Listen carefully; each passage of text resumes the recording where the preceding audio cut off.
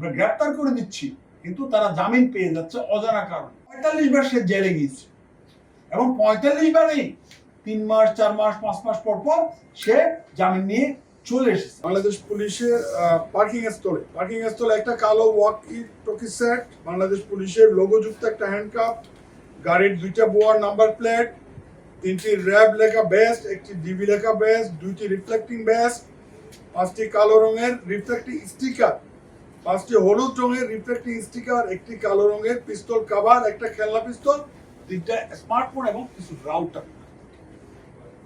এগুলি এই সব সরঞ্জামাদি তারা ব্যবহার করত হচ্ছে এই ডাকাতি এবং ছিনতাইয়ের কাজে। ইমরান এক পর্যায়ে স্বীকার করলো তার একটা পিস্তল আছে, পিস্তলটা হচ্ছে তার রূপগঞ্জে তার বাড়ি। ঠিক ওকে নিয়ে আমরা ভাগ করে ওকে নিয়ে রূপগঞ্জে এসে রূপগঞ্জ থেকে একটা ইতালিয়ান পিস্তল 6 রাউন্ড গুলি আমরা উদ্ধার করলাম তার বাড়িতে।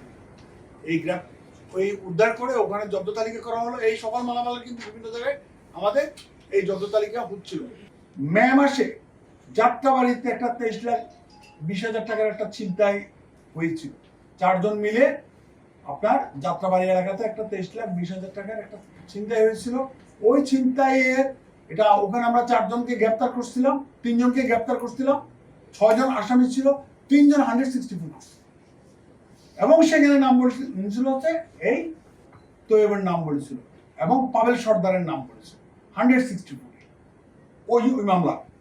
এবং আরো ওই যে গত জুলাই মাসের 14 তারিখে ইয়ের উপর কুড়ির ফ্লাইওভারের 12 লাখ টাকার একটা ছিনতাই হয়েছে। 12 লাখ টাকার একটা ছিনতাই হয়েছিল, সেটাও আমাদের কাছে ইনফরমেশন ছিল, এই গ্রুপটা করেছিল। তো তাদেরকে এই সমস্ত বিষয়ে আমরা ব্যাপক জিজ্ঞাসাবাদ করতেছিলাম এবং আলটিমেটলি তারা সবকিছু স্বীকার করেছে। স্বীকার করার পরে তো যেই কয়েকটা ঘটনা ঘটিয়েছে, 3-4টা ঘটনা ঘটিয়েছে, সবকিছু তারা এই ছিনতাইগুলি যে সম্পূর্ণ করেছে এটা আমাদের কাছে স্বীকার করার পরে আমরা জিজ্ঞাসা করলাম যে তোমাদের কি গাড়ি ব্যবহার। তৈয়ব এক পর্যায়ে স্বীকার করে যে তার একটা গাড়ি আছে, একটা 7 সিটার একটা গাড়ি আছে, সেমি 7 সিটার। এই গাড়ি ব্যবহার, এই গাড়ি কোথায়? ধানমন্ডিতে 2,500 টাকা দিয়ে সে ভাড়া করে ওখানে গাড়ি রাখে। আপনারা দেখবেন এখানে অলরেডি আছে বেশ কিছু নাম্বার প্লেট, দেখছেন না? নাম্বার প্লেট, বিভিন্ন নাম্বার প্লেট সে ওই গাড়িতে ব্যবহার করে। এখানে আমরা যেগুলো উদ্ধার করেছি এই নাম্বার প্লেটগুলি সে পাল্টিয়ে আঁকাগুলি করে। তারপর তার জিজ্ঞাসা মতো, তার দেখানো মতো ধানমন্ডি থেকে আমরা এই 15 তারিখ 14 তারিখ দিবাগত রাতে, ভোর রাতে এই প্রাইভেট কার বা সেমি প্রাইভেট কারটা আমরা উদ্ধার করি। এই হচ্ছে সার্বিক আমাদের টোটাল কার্যক্রম। এবং প্রশ্ন আসতে পারে তাদের নামে কি মামলা হচ্ছে। মামলা হচ্ছে প্রথমে ডাকাতির প্রস্তুতির একটা মামলা হয়েছে, সেটা হচ্ছে আপনার কামরাঙ্গীরচর থানায়, যেখানে তারা প্রস্তুতি নিচ্ছিল। তারপর অস্ত্র আইনের মামলাটা হচ্ছে রূপগঞ্জ থানাতে একটা অস্ত্র আইনের মামলা হয়েছে। তো এই 2টা মামলা হয়েছে অলরেডি। আর নতুন করে আমরা যাত্রাবাড়ি থানার মামলা নাম্বার 124 মে মাসের মামলা, এটাতে আমরা তৈয়ব এবং পাবেল সর্দারকে ওরা গ্রেপ্তার দেখাবে, তারা সুমনের দেখাবে। তারপর খিলক্ষেত থানা, যেটা আমি বললাম যে আপনার কুড়ির ফ্লাইওভারের উপরে 12 লাখ টাকার উপরে যে ছিনতাই যেটা করেছিল প্রাইভেট কার যুগে, এবং একটা প্রাইভেট কারকে ঠেক দিয়ে, সেই মামলাটা হচ্ছে 13 নম্বর মামলা জুলাই মাসে খিলক্ষেত থানার। এই মামলাতে এই সকল আসামিকে তারা সুমনের দেখাবে।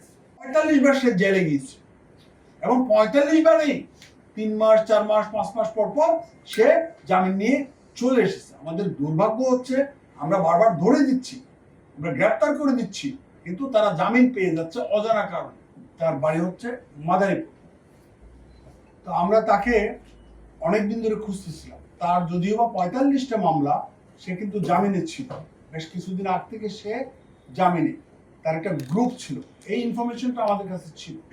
সে দীর্ঘদিন ধরে মাদারীপুরে অবস্থান করে ওখান থেকে কলকাঠি নেড়ে এই সমস্ত ঘটনাগুলি ঘটাচ্ছিল। সে প্র্যাকটিক্যালিও থাকতো।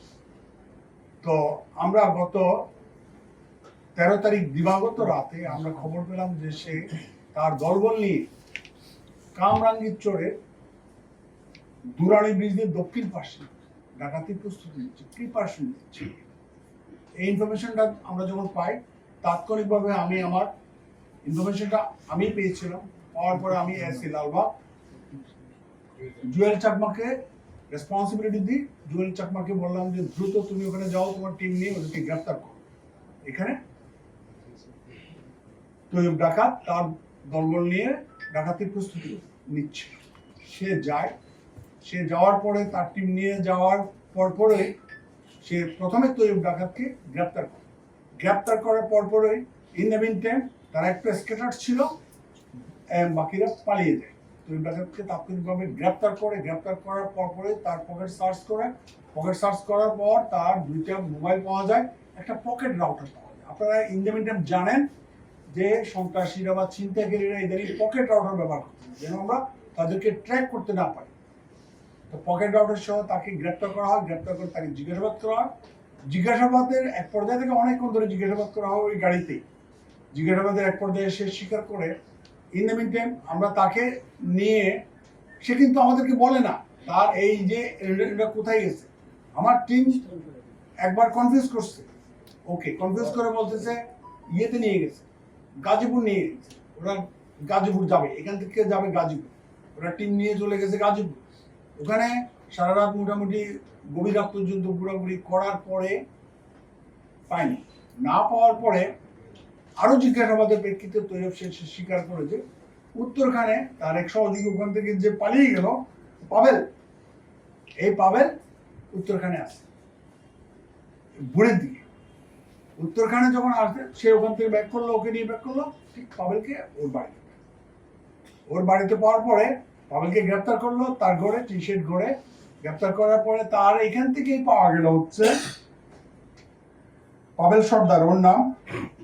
তার এখান থেকে পাওয়া গেল একটা কিস, 2টা মোবাইল ফোন, র্যাবের লোগোযুক্ত আইডি কার্ড হোল্ডার, 2টি সেনাবাহিনীর ফিল্ড ক্যাপ, একটি কালো লেজার লাইট এবং কয়েকটা পকেট রাউটার, আরো অন্যান্য সরঞ্জামাদি সহ আমরা তাকে গ্রেপ্তার করলাম। তাকে আরো ব্যাপক ওখানেই তাকে অনেক ব্যাপক জিজ্ঞাসাবাদ করলাম। তাহলে আমাদের প্ল্যানটা ছিল হচ্ছে অনেক আসামি এখনো বাইরে, তাদেরকে গ্রেপ্তার করতে। তো দুজনকে আমরা সেপারেটলি ওখানেই আমার টিম জিজ্ঞাসাবাদ করতেছিল। জিজ্ঞাসাবাদ করার এক পর্যায়ে তারা স্বীকার করে যে উত্তরার সেন্টার পয়েন্ট যে মল আছে, মলের ওদিকে তাদের একটা ড্যান আছে, ওই ড্যানে বাকিরা অবস্থান করতেছে। তো কে কে অবস্থান করতেছে নাম পেয়ে গেলাম। ওখানে গিয়ে ওই ড্যানে গিয়ে আমরা গ্রেপ্তার করলাম সাইফুর রহমান, যার বয়স 45, রাব্বি আলম 24, ইমরান হোসেন ভুইয়া 28 বয়স, নুরুল ইসলাম 33 এবং মোহাম্মদ ইসমাইল। ওখান থেকে আমরা 5 জনকে গ্রেপ্তার করি। এই ডাকাত দলের সদস্য 5 জনকে গ্রেপ্তার করি এবং তাদের কাছ থেকে আমরা মিরাকেলি, তারা বললো যে অনেক কিছু পেলাম, আমাদের এই যে সরঞ্জামাদি কোথায় রাখবো, এই যে র্যাপ এর জ্যাকেট, ফিল্ড ক্যাপ, এইগুলো কোথায় রাখবো। পরে বলে তারা স্বীকার করার প্রেক্ষিতে ওই সেন্টার পয়েন্ট যে মল আছে, মলের বেসমেন্টের এখানে এক জায়গায় তারা বললো যে আমাদের ওই সকল এই মালামালগুলো ওখানে আছে। তারপর আমাদের টিম ওখানে গেল, ওদেরকে নিয়ে যাওয়ার পরে